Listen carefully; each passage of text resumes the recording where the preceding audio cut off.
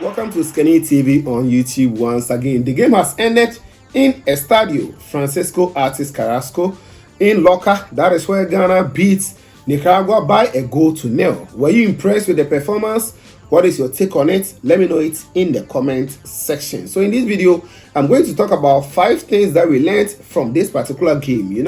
I'll also be bringing you the player ratings here on this channel. So if you haven't checked it out, after this video, I'll upload it for you to enjoy it. So let's talk about it. 5 things that we learned from the game. Before then, if you haven't subscribed to the channel, smash on the subscribe button, put on the bell for more updates here on this channel. Don't forget to also like the video and let me know what you think about it.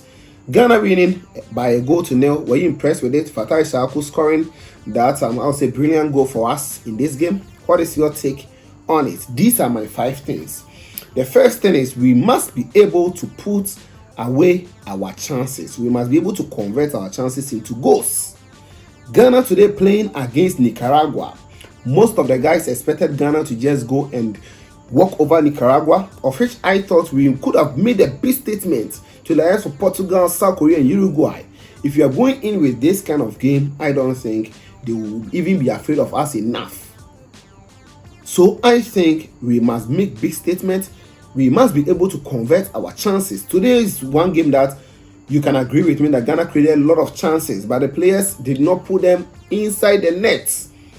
A player like Kudus, fantastic player by our standard. We know his qualities from Ajax, even from Northern to Ajax. We know the quality he has been given to the Black Stars of Ghana. We can say today wasn't his day, but not Kudus alone. The players, they must be able to put the chances into the net. They must be able to convert it. If you are not able to convert them, then what are you doing? What about if you go and meet a game that you will not get more chances in? You get like 2-3 chances and you're not able to score one, then you are done.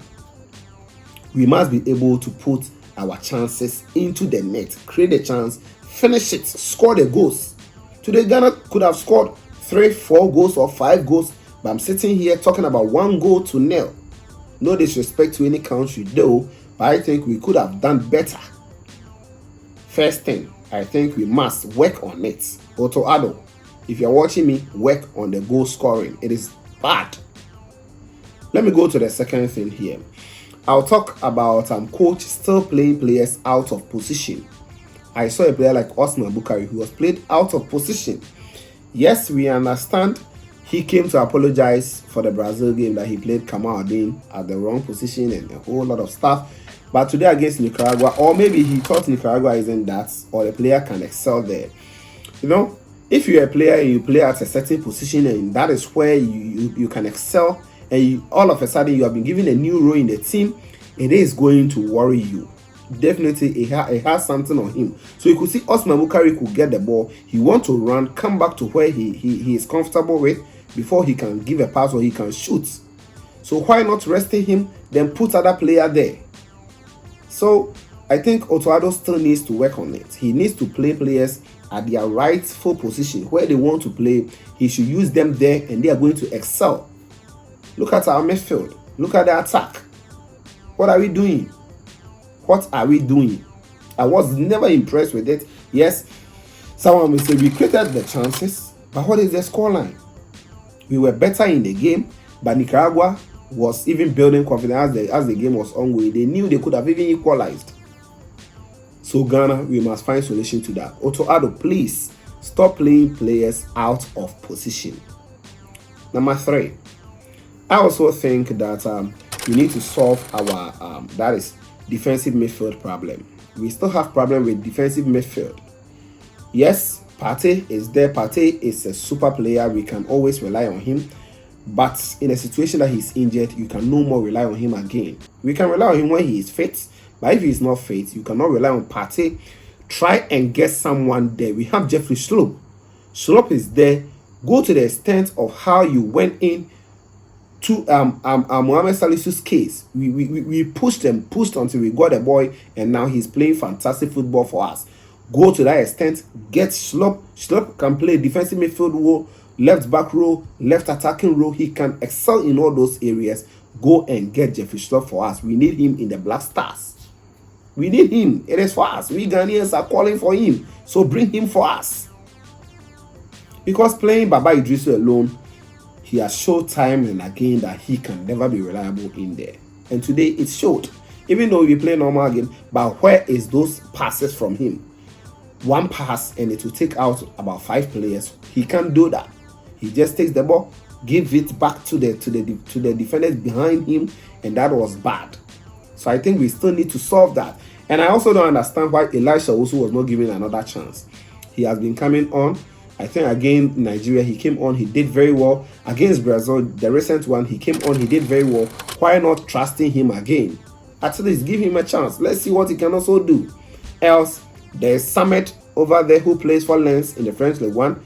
Samet is there. Go and bring Ashmiro. Ashmiro is more good at offensive.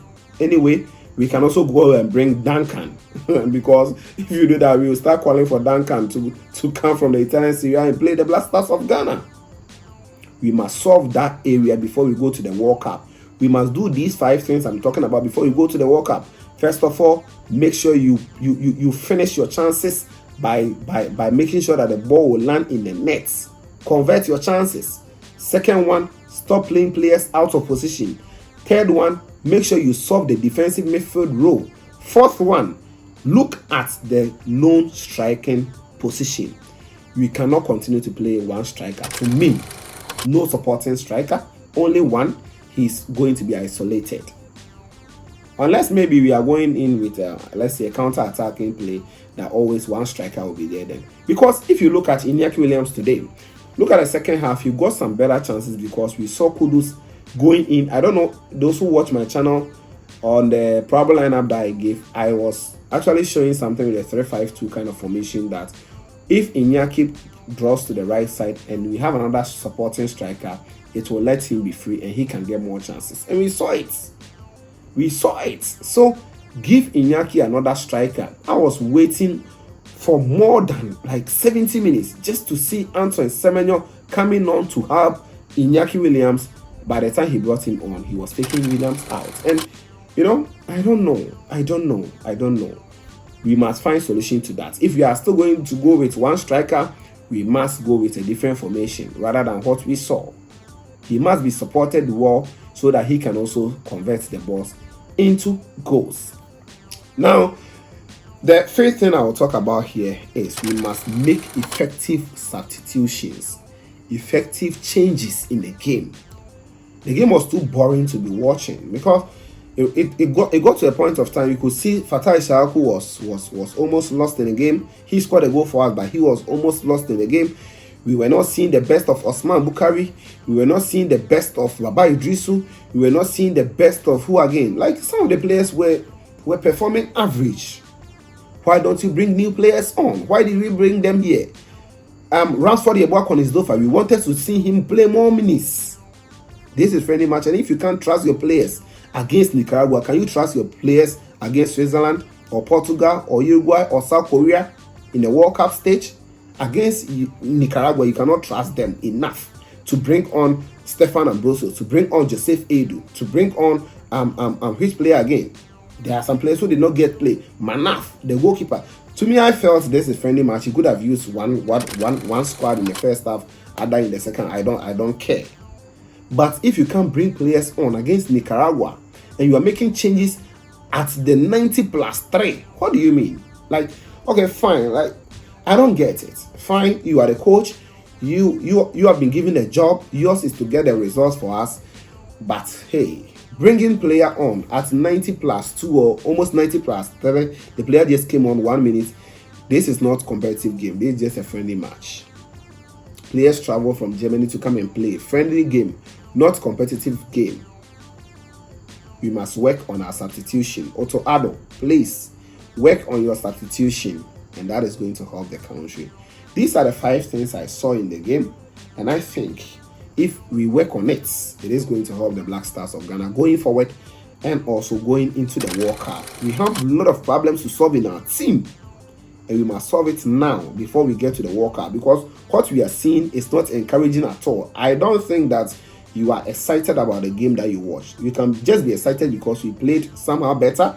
We created some good chances in the game, but the results and the whole system that we are playing, I think there's some little bits of confusion somewhere. So guys, these are my own Don't worry, you can also share yours in the comment section. Smash the subscribe button, put on the bell for more updates here on this channel. This is Scanny TV, and of course, we shall meet later. Please subscribe to the channel and hit on the notification bell for more.